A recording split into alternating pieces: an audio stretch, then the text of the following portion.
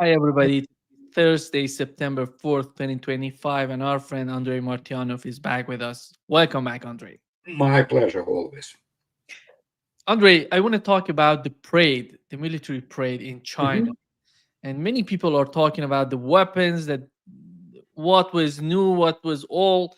And here is we had a report on Sky News. They're talking about the the, the kind of weapons that Mhm. China used in this parade. Here is the report, Andre. It's literally 2 minutes, but it's important to know Okay. what they're trying to say to us. Parade showed us lots of military equipment. Interesting question is, which bits of those equipment would worry the Americans and some of the other allies? There was the DF-61, which is an intercontinental ballistic missile. They've got lots of those, but this was the newest one, and of course it can reach Europe, it can reach the United States. There was famously the directed energy weapon, the OW-5A10, which is actually a laser gun. Apparently, that can bring down lots of drones all at once. We'll see how good it is. More worrying to the United States in particular was the DF-17, and that is a hypersonic missile. Now, that means it can fly at 5 times the speed of sound, Mach 5, which is 6,000 miles an hour. That makes it very difficult to defend against. And even more, the DF-17 was shown to us in a maritime version. So there's a version that can go to sea, and that really is a threat to any big American battleships or aircraft carriers or anything. Of the more exotic sort, we saw the AJX-002, which is the submarine drone, and that's a sort of cross between a submarine and a torpedo. And it can do the job of both. It can act as a submarine, doing everything that submarines do without anyone on board, or it can just be a massive torpedo and detonate itself with a massive warhead against pretty well anything. And then there's the GJ-11, the sharp sword, and that's an aircraft, a drone aircraft without a pilot that can fly alongside an aircraft that's got a pilot in it. So one pilot could control 4 or 5 wingmen who were with that pilot and simply acting as their own independent air group. Now, Western militaries are all working on these sort of things. They've got their own programs to do exactly that. But the Chinese would have us believe that they've already got there. Not sure if that's true, but that's what they want us to believe. Andre, this is the way that they're trying to picture what has happened in China. And in your opinion, from your point of view, what was important about the parade in It terms of wasn't. weapons and the policy?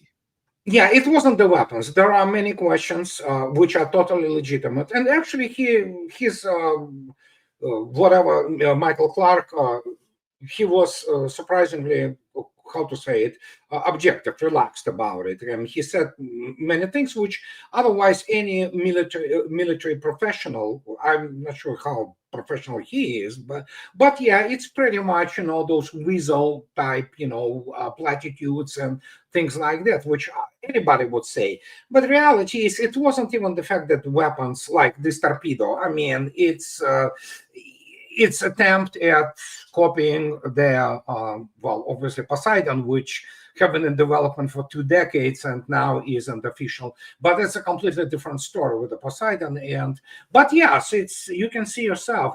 There's nothing wrong with demonstrating your technological prowess, but it's not the main event point. It was the organization, the magnificence of the parade. The way they marched, the way it was, manifested, and which was, coming across as a powerful show of force and resolve on the part of Chinese, not government, but people.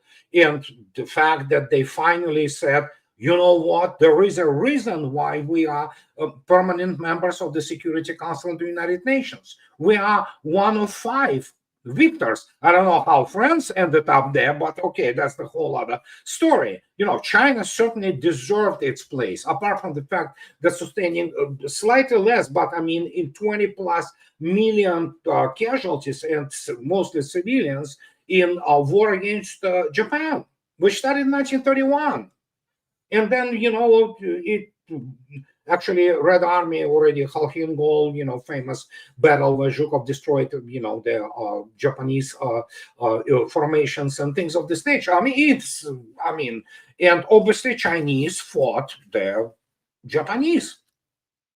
So United States got into this war in 1941. And obviously, China suddenly says, which is correctly, this is our victory, Obviously, I understand why, and this is absolutely justifiable, that obviously there is an American lament and justifiable American consternation that, oh, yeah, they're going to downplay our role. Obviously, we know that the United States played a critical role in defeating Imperial Japan, especially because was primarily, well, not primarily, but naval component. U.S. Navy fought brilliantly and bravely, so did the Marines. So nobody tries to, well, there are some people, let's face it, they try to kind of diminish their American role. But at the same time, as I did in my last video yesterday, don't forget about Donald Trump and American historians who say, hey, you know what, United States defeated it all. Yeah, those Russians, those Chinese, they're just side shows, So it's kind of like, back and forth. But the point is, it was the whole presentation. It was the decorum, so to speak, of this parade, which really mattered. Pure technological aspect, we have to discuss it absolutely separately, especially in terms of the intercontinental ballistic missiles. But other than that, yes, it was very impressive. And again, you look at how the personnel marches, how it is all brought up. It's enormously powerful, So then, of course, you have those delegations. You have those leaders from all around the world. So it's, especially when it followed on even more representative, meeting at the Shanghai Cooperation Organization, and so. It was the whole 4 days of the massive demonstration of how the world changed. We live not only in a multipolar world, we live in the world where SCO, Shanghai Cooperation Organization, this big three begin to dominate it and begin to shape it, especially global South. Many people forget that the combined West is something roughly 800, 900 million people. The rest of it is not West at all. Andrei, how did you find the participation of India? If I'm not mistaken, after 7 years, Modi went to China. What does it tell? What does it tell us? What is the outcome? What has let's put it this way. Because my main point is, who caused Modi to go to China? Well, he is a very shrewd political figure. He's definitely the statesman. He's definitely the head of the now most populous country in the world. It's more populous than China, especially considering the slowdown in China's demographics, which probably is not that bad. I mean, it's just colossal there. And so he definitely knows where the winds of history blow. He's a very smart man. And suddenly, you have this situation, which India was part of it anyway. India was a part of BRICS, and Shanghai Cooperation Organization and all that. And suddenly you have this simple calculations. Add India to the mix of China and Russia, you have the most powerful economically and militarily alliance in the world, in the history, more powerful than NATO. Okay, and so you look attentively, and then you'll have what? Huge part of population, and you represent absolutely new page in human history. Of course, you want to be on the winning side. There's nothing wrong with this. I mean, as everybody knows, the victory has very many fathers. Only defeat is always an orphan, So there's nothing wrong with India, which is a contributor, which is a country which has to finally decide, the path it takes. And Modi basically did what was supposed to be done by any shrewd and smart statesman. And he went to China. And then suddenly what you have is, and again, the last 96 hours, I mean, what, right? Yeah, 96. 4 days. That's it. We live in a completely new world. I mean, it was officially stated essentially there. And yeah, after India got the spine back and told the United States to go pound sand, there you go. everything you need to know, especially against the background of today's statements by Mr. Trump that Europe should stop buying Russian oil. So, okay. You know what is going on, so, and yeah, when you are as big as India, despite India's huge problems, there is no denial of that, but when you are so huge, including economically, still it's massive economy there. So, and not all of it is just some consumer goods. They do produce, some. They do have a very developed industrial sector and things like that. You got to go where the future is. And the future is, as have been stated by me for second decade now officially, it's in the Eurasian land mass. It is, Eurasia. So what can I say? Yeah, there you go. You make your choices, and you're going to benefit from them. I mean, it's simple, analysis of the profitability, so to speak, and benefit, cost benefit analysis, and there you go. I think when we look at China and Russia, we can say that nothing can separate one from another. And how do you feel about India? Where is India in that calculation? Is India getting so close that they're not going to be? It's not going to be easy for the United States to separate them from Russia and China. It seems like now, obviously, we cannot say whatever happens to the dynamics inside.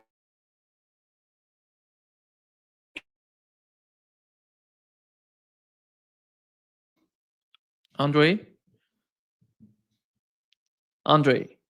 I think we've lost you. Yeah.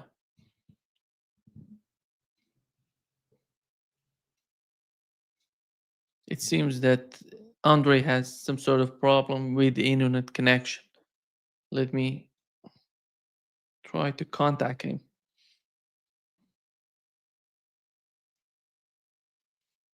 Yeah, he's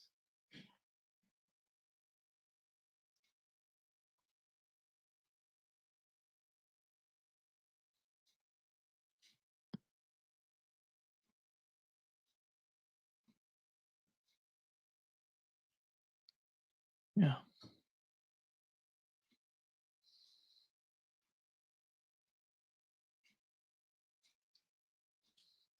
I'm trying to contact him. Just a minute.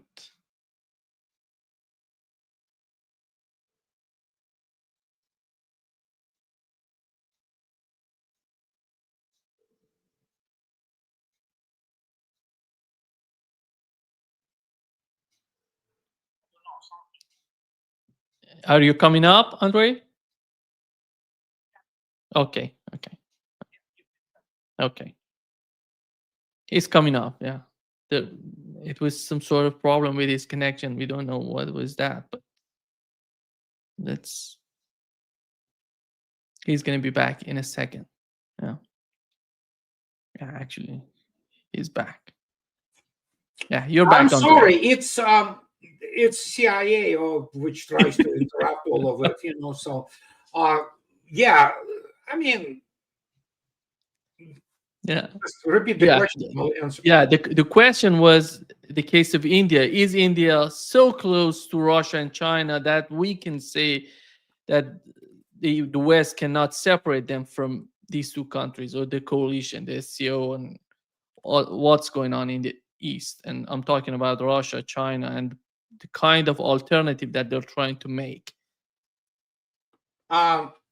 Again, difficult to say. We know that sometimes India is shaky, and of course they are led by, as many people are, and many states are, by benefits.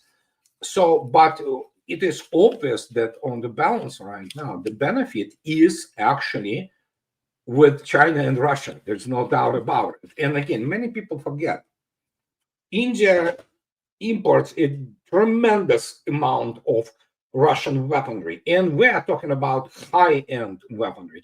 If anybody takes a look at the India's Navy latest frigates, Talvar class, they are essentially Admiral Grigorovich class of Russian frigates. and you look at the BrahMos, and then guess what? Today's news, India wants more of S-400s. So make your own conclusion. And, they're also discussing now the issue of the Su-57s. And so that's India always was a huge, basically customer of the Soviet and Russian military-industrial complex. And I can tell you one thing.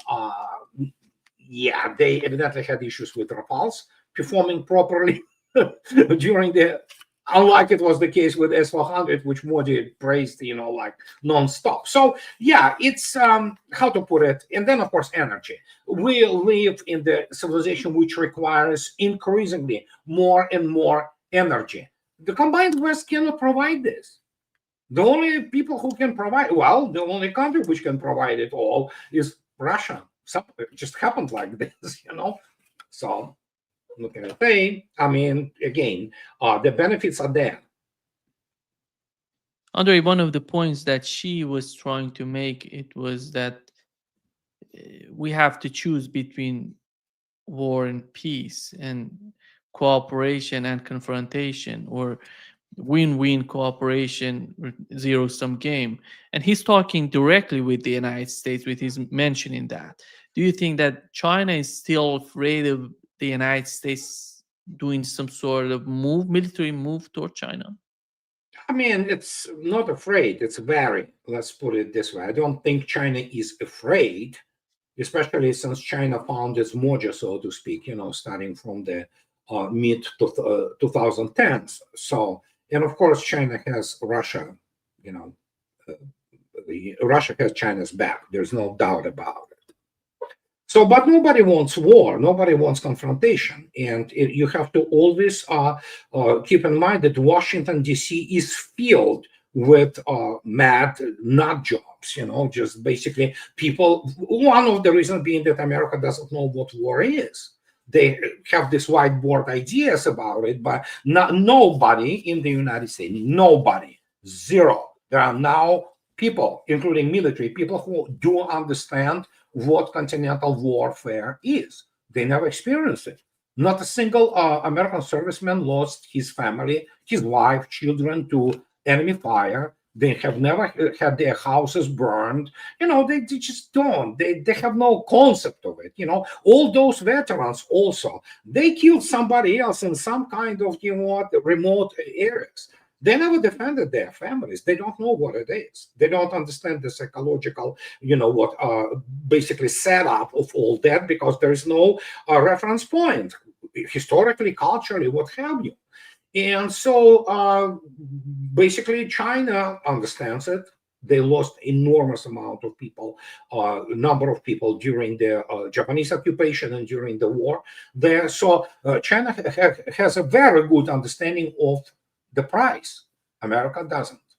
So, and that's how the same goes for Russia, for example. Are Russians afraid of the United States? No, but they are there are all kinds of nut jobs, like that was the case with the Biden administration, who think that they are, invulnerable because they're morons. You look at the military education and most American strategists, which are near power and concentrate and congregate in the Washington, D.C., most of them are cretins, basically. They don't understand the first thing about what it, entails and what other ramifications. If you go to some stupid senator, you cannot explain to Lindsey Graham that his address is known. He doesn't even understand that, Russians can literally launch missile which will fly into his door, because they are all fed up with the Hollywood propaganda, not understanding that technologically the United States lost the arms race by a mile. It's not even, it's a knockout essentially. But they still believe all this BS, so because they are not educated people, they are primarily, militant humanities degree dumbed down people, economists, political scientists, people who have no clue, and as a result, you have this aggressive posture, apart from the fact that what is happening in terms of the, generally foreign policy of the United States, which is controlled by the Zionists and all kinds of people of this nature. They call it war hawks. They're chicken hawks, most of them, including American generals who would be laughed out of the, tactical level units in Russia as being incompetent. So, and that's when you have this situation. It's that, you have to tread cautiously, because if you trigger some insecure bunch in Washington, D.C., and they are extremely insecure, and narcissists like Trump, for example, who knows what they can do? Again, you have to treat the United States at this stage as a madman. And that's what Russians and Chinese do. But militarily, if the United States begins any kind of serious war, it will cease to exist. It's simple as that, and what can I say? It just has to be constantly reminded to political and military elites in the United States that they will die. Together with their families, their property, it will be a parking lot, basically, if they don't understand what they're dealing with. Andrei, you remember the head of military in Japan, US military in Japan, he said that by 2025, during the Biden administration, by 2025, they're going to have some sort of military conflict directly with China. And this was somehow reiterated by the US ambassador to NATO on Fox News. Here is what he said, Andrei. These other countries are having to respond. And, China, I will note, most of the military equipment they demonstrated in this parade was technology most likely stolen from the United States or our allies. And, they couldn't fight the United States if they tried. We are the only world superpower with the biggest, strongest economy. And that's what we need to continue to do. We need to continue to invest in our defense. And we also need to make sure that we continue to protect the American dream and the American entrepreneur. Are they really doing this, Andrei? Well, Whitaker is an imbecile, as you would expect from any product of the American education nowadays, and the system which the guy is a clown. And he speaks like 1984. It's the kind of it's not even double speak. It's this, set of the words which bear no significance of anything. They don't have any meaning. He repeats the tropes, it's garbage, essentially, verbal garbage, verbal diarrhea. But then again, yesterday, this moron, Jesse, whatever his name, this smug asshole, pardon my French, from Fox News, he said that, power of Siberia has to be blown up, So you cannot explain that basically everything what you have currently in American political and media elites, they are a bunch of the immoral cretins, basically. They advocate for terrorism, which they're weak. And this Whitaker guy, I don't know, it's verbal diarrhea. He spews something they're not understanding even. Take average American general, okay, from some kind or get any professor from the whatever, the general staff and command college from, Leavenworth, Kansas. They won't even pass the entrance exams for the Russian serious military academy. They don't have basis. They're all this whiteboard, demagogues who talk about this and that, not understanding that United States never was great military power in terms of, it always had a great, Navy, and it had impressive Air Force. But then again, it never fought real war, which it ever won. It always loses it, So, and when you talk about these people, and you talk about this military, political, whatever, it's cabal, basically, this echo chamber, it's a death cult, they repeat all those mantras. Some of them believe it, which is pathetic, but when you look at them, country which venerates Patton as great general, there's something wrong with this army, okay, if they venerate him like that, so that means they don't know military history, they don't understand operational art and operations, and we saw it. Come on, we saw this beautiful planning of counteroffensive. It was planning by people like Donahue and Gouda, those top-notch guys, those, the respectable people, and They killed more than 160,000 of personnel. They never reached even the first line of defense.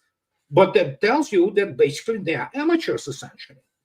They operate within this bunch of the, pile, the heap of the military theories, which have nothing to do with real warfare. But you cannot explain it to them because they're arrogant. But some arrogant, others, the arrogance is being actually the adverse side of the total insecurity. Because the only thing which you can always ask those people in Pentagon, show me the money, show me the record. You lost all your wars. You cannot even freaking plan their operations or by division, let alone by the large armies. They just have no experience of that. They still grasp, this Gulf War 1.0. Really? I mean, if I tell that I just came out and kicked the ass of the 5-year-old kid in the sandbox, does it make me proud? No. So but they don't study anything, really. They really don't. Look at and we know that, for example, the academic level, or rather lack thereof, in all those military academies, especially when you look at the military academy at the West Point, I don't know, it's just unbelievable. Andrei, do you find this situation with Venezuela serious about I don't know. I really don't know. And as Garland Nixon stated, for all we care, whatever videos and photos, or they're showing there could be from their old shots, old videos from some years back. So I don't know. It's difficult for me to say. I mean, a lot of it is done for the sake of PR, and who knows? It's somehow. It seems that it's a PR operation. Yeah, mostly. Yeah, it's yeah. Okay, I cannot imagine the United States under the Trump administration being that stupid to go to Venezuela. That's gonna be a huge problem for them. I don't know if they go there. Difficult for me to say. Yeah, I'm not specialist in Latin America.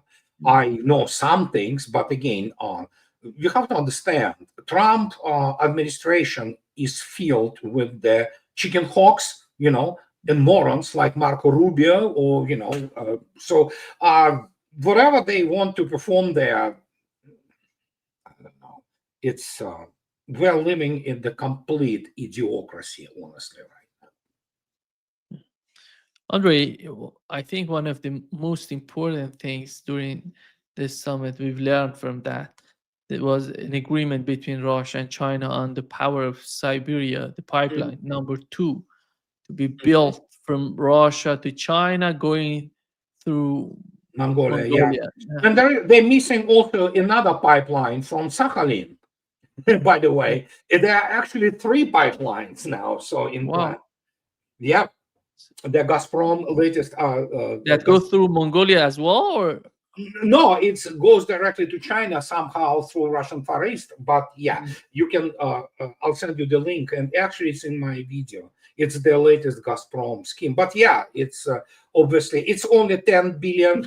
Only it's still huge number, 10 billion cubic meters from Sakhalin. But yeah, the rest, the gigantic power of Siberia too. It's now called Union East. That's how it's called.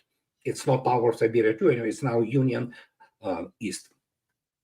I don't know how the West can somehow make some sort of problems for the projects.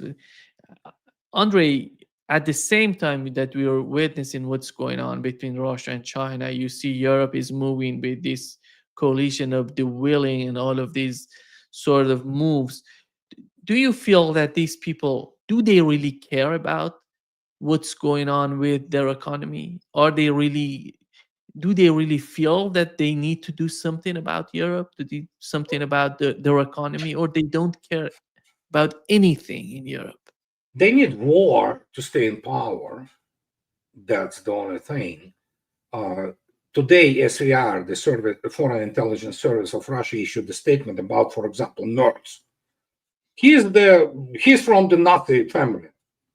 He is obsessed with, as much of the population, not all obviously, but much of the population of Germany is obsessed with sticking it to Russians, because obviously that was Red Army which destroyed the Third Reich.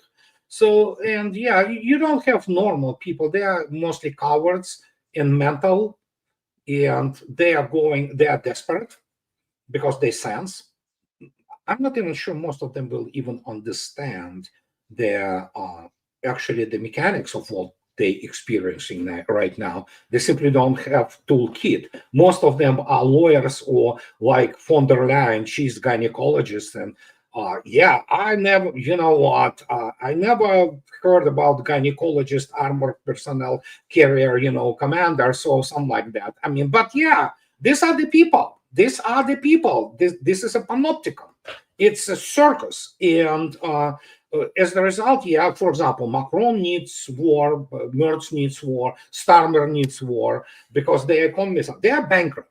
Their countries, Europe is done. It's over for Europe.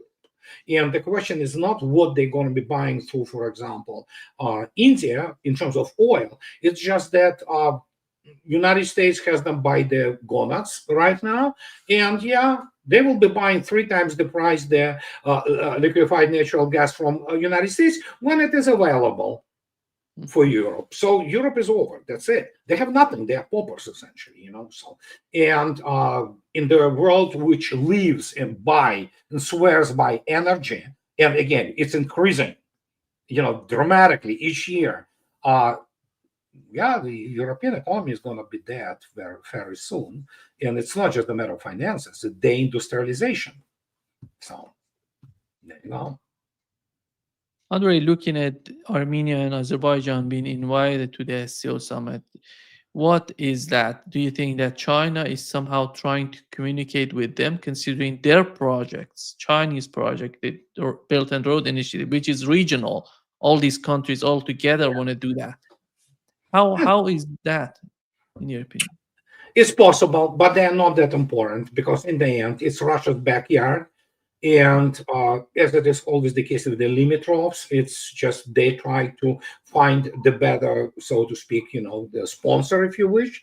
But reality is both are insignificant in the sense that Russians already basically explained to Azerbaijan in no uncertain terms that if they continue to play all kinds of nasty games, such as allowing the drones flying from their territories, including against Iran, by the way, of which Iranian foreign ministry already told them directly, we know you are the guys who provided the Israelis with, the launching pads. And of course, there was a panic in Baku. So, if they continue to play those stupid games, they're going to get it really bad. It's already hurting Aliyev, for example, government, and they call Aliyev regime, whatever, badly. Now, per Armenia, they still believe that diaspora is greatest, the French Armenian diaspora, that Armenian, the California Armenian diaspora. Well, if they want to disappear as a nation, it's their thing. For the first time, they thought that they represent some kind of value, for Russians. And the Russians say, okay, yeah, sure, go right ahead, So people do not understand how it all changed technologically, economically, militarily, what have you. That suddenly what was truth 30 years ago, when oh my God, Transcaucasia, Russian soft underbelly, sure. Yeah. Oh, British want to put the base there. Sure. Mr. Iskander is ready to visit it when it comes down, and it's going to be done within 10 minutes. And so, yeah, it's so simple now, and that's the problem. Obviously, that many people do not understand. They still play this 19th century or first half of the 20th century, geopolitics, geography, so to speak, where all those centers of powers are located. Sure, but as long as the United States doesn't put its missiles there, it should be fine, But the point is that, how to say it, we saw what happened in the last 3.5 years, and that pretty much self-explanatory. Andrei, you talk about, you said about, you mentioned India and the way that they're getting closer to Russia and China. How about Turkey. How do you see the situation with Turkey, considering Israel saying that it seems that in the eyes of Israelis, Turkey is growing to be a bigger problem than Iran, So because far, that would somehow push Turkey to the east more. if Turkey wants to survive, it certainly should do it. How they will shoot themselves into their foot, I don't know, but they will, believe me. So, and we all know that, again, they declared that they break off all kinds of the relations with Israel, economic relations. They are part of the, the supply of the oil, which is critical for genocide by IDF and Israel. So, but yeah, it's Turkey. And especially Erdogan government, they don't have principles. They have only desire to sit on all chairs simultaneously. And but I mean, come on, there's a logic of circumstances. Okay, if Turkey wants to survive and at least thrive somehow, yeah, its way is towards BRICS. If not, well, it's Turkish problem, So, and let them be mired in this, quagmire, literally, in the Middle East. So, yeah, it's difficult to say, really. Erdogan is, yeah, although Vladimir Putin called him reliable partner, it's kind of tongue in cheek almost, So it's, we'll see. Yeah. Andrei, here is the picture we had from Gerasimov in his briefing. That you see the map on the wall that shows that Odessa, Nikolaev, and going to Kharkov, part of Russia, Novorossiya. Is that some sort of, I don't know, are they trying, what is the point of this map? Let's put it this way, in your opinion. Well, eventually, this will be all decided, as Vladimir Putin stated clearly again, time after time after time. Russian state thing, and then it's immediately being covered and clouded by the amount of BS from Western media and Mr. Trump himself, who obviously is having schizophrenic moments. And I'm not even sure he is any more competent to hold any kind of the substantial discussion. But we are beginning to have, almost Mr. Biden's, second, repetition of Biden administration in some sense. So no, it's Vladimir Putin stated again, just a couple of days ago. He stated that in the end, people of those territories have to decide by the voting. So, and he obviously doesn't talk about those new 4 oblasts, which are now part of Russian Federation. And no. He's talking about something. And again, is how to say it? You don't have to capture it now. You don't. I mean, you can. Can Russia, for example, get them militarily? Oh, absolutely. Why would Russia waste lives of the Russian soldiers doing this when you can launch the process, which eventually comes with the collapse of the front, which is ongoing? And so what can I say? At some point of time, those territories will have to have the right to vote. Wink, wink.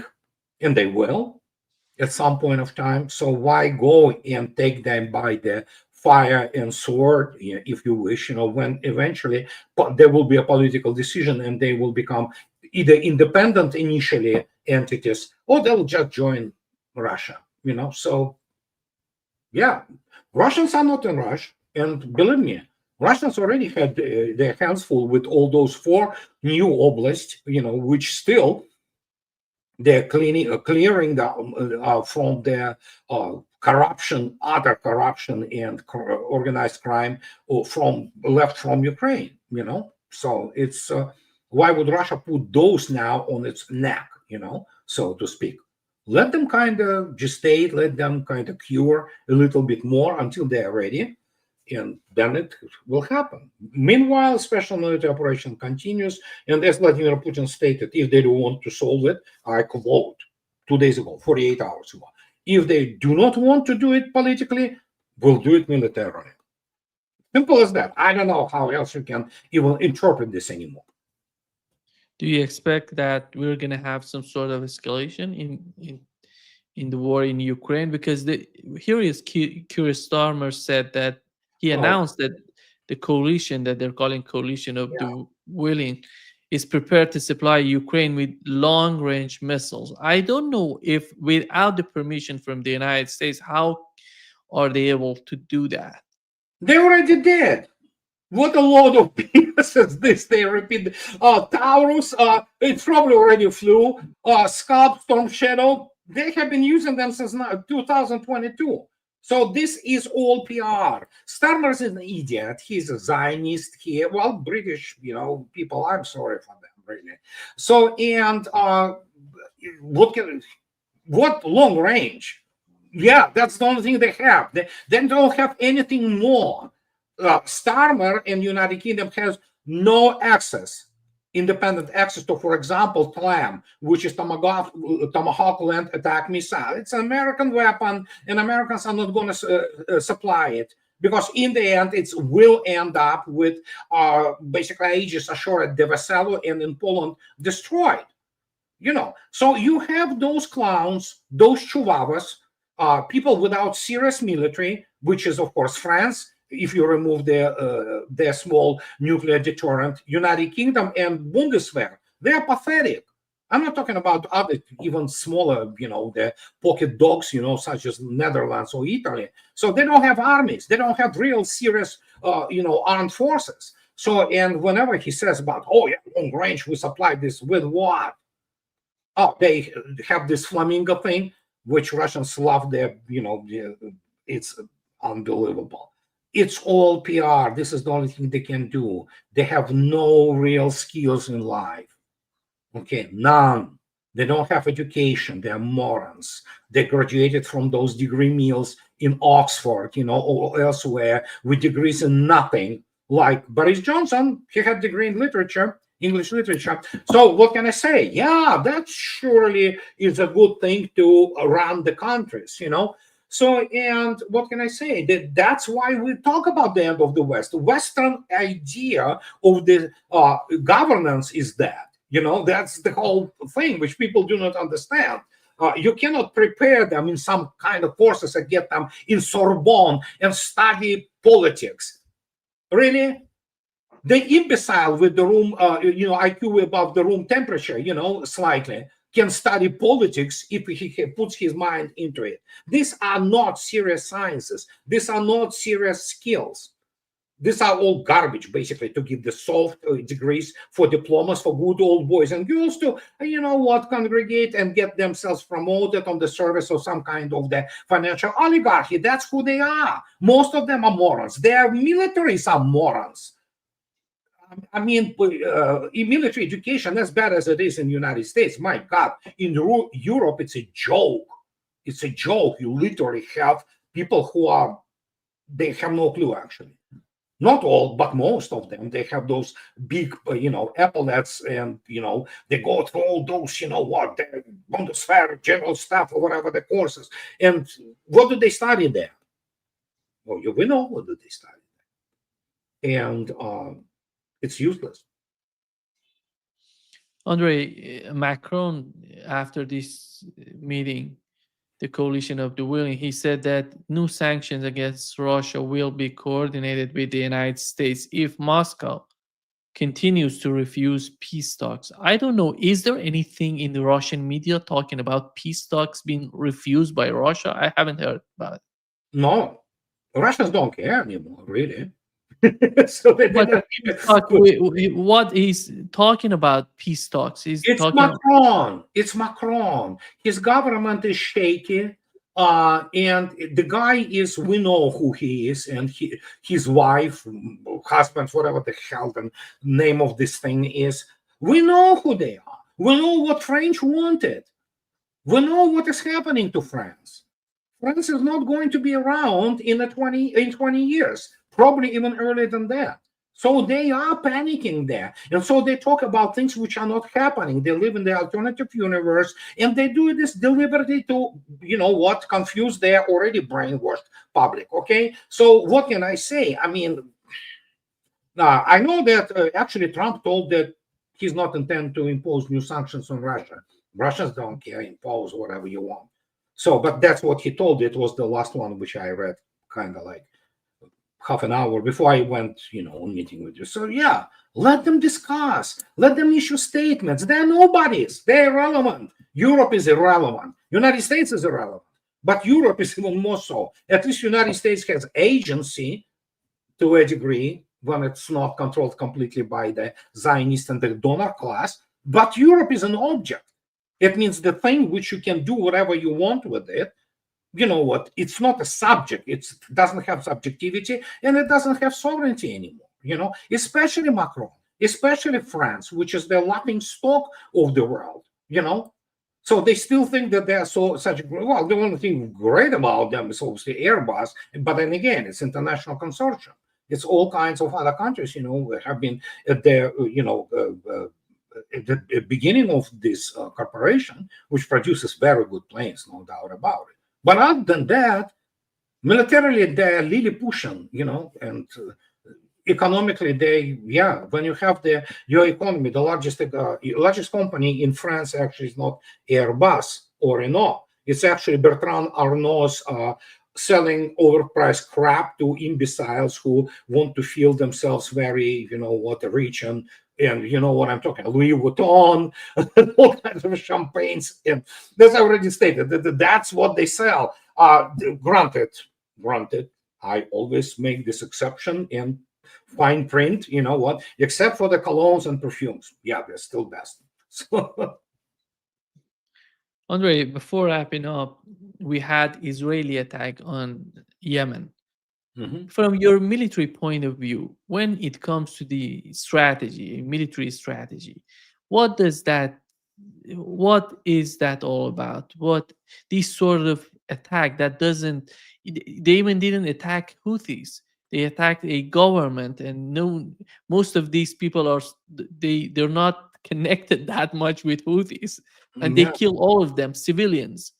Yeah.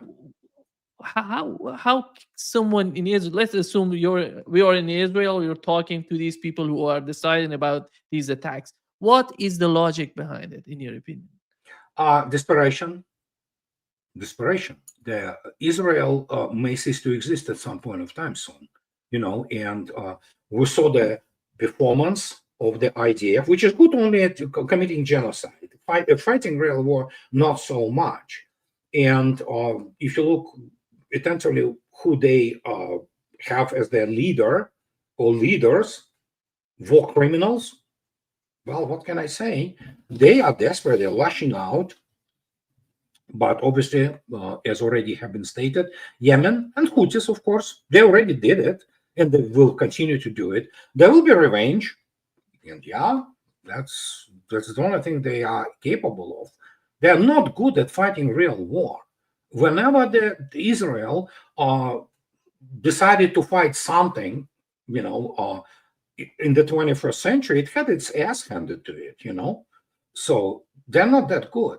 So it's all of it is primarily have been done through the Hollywood and other AIPAC and Israeli propaganda in the United States, blowing this out of the proportion, while in reality is they are not that good of an army. They have some kind of air force, and which, by the way, even if you take a look attentively, it took a serious beating during the Arab-Israeli conflicts, especially in 1973. So it's like, okay, and again, I don't want to be again accused of some kind of racism, which there is none. But Arabs do not have a good war record, to put it mildly. Okay, in the modern time, so they just they're courageous people. Many of them are courageous people, make no mistake, and many are good partisan fighters, guerrilla fighters. But in terms of the modern warfare, like combined arms and things like that, first, they don't have technology, and first, they are not that good at it, to put it mildly. So, that's probably the level at which IDF can, assert itself, and even that doesn't work in the 21st century. But after situation with Iran and this 12 days exchange, we know, everybody knows, Israel begged the United States to do something about it because they were having their asses handed to them by Iran, and so that's what it is. And then, of course, this play between basically Iranian leadership and Trump with this. Oh yeah, this bombing by B2 of some. Oh my God, it's just unbelievable. It's unbelievable, and they call it serious militaries. Andrei, before wrapping up, I really don't feel that Donald Trump, after all this chaos that we are witnessing, he's not the man to go to war. Do you feel that, or Well, yeah, he obviously cannot even renounce his claim, at least. No, he's a warmonger still. He loves to talk about it. he But brags yes, a lot, but he doesn't go yeah, that far? he evidently, what is somehow limited in his desire to go to real war. So yeah, there is a feel of that. He's definitely not Biden, and he definitely has at least some people through such people as Tulsi Gabbard who try to explain to them that, dude, it's going to end up really badly. Like it is the case with all those, clowns from, it's just unbelievable. His administration, it's complete dysfunction again. The guy is incapable he is the New York real estate shyster with the daddy issues. Of course, okay, his daddy didn't like him, and the boy tries to improve. So it's a kindergarten, okay, from Langley to Pentagon to Arlington. It's a kindergarten. These guys do not know anything but how to, project themselves and do this propaganda, PR, and everything. You ask them about tangibles, what can you do, how you do this, what you get F-35. Okay, that's what it is. Thank you so much, Andrei, for being with us today. Great My pleasure, pleasure. as always. Bye-bye. Bye-bye. Bye-bye.